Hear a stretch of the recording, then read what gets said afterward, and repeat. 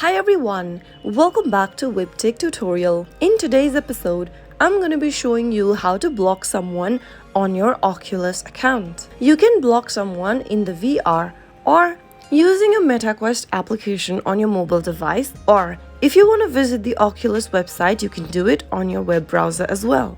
In today's video, I'm going to show you how to do it in the MetaQuest application. First of all, open the MetaQuest app from your app drawer and make sure to log into your account. After signing in, tap on menu at the bottom right hand corner.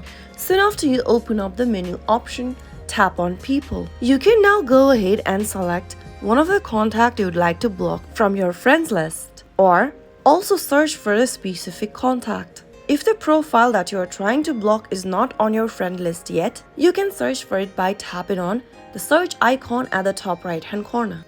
Type in the name of the person in the search box, and once you find them, open up their profile. Right next to the chat option, tap on three dots. In the pop-up, tap on block in order to block the person. Once you block someone, they won't be able to follow you. If you happen to be following each other, you will be automatically unfollowing.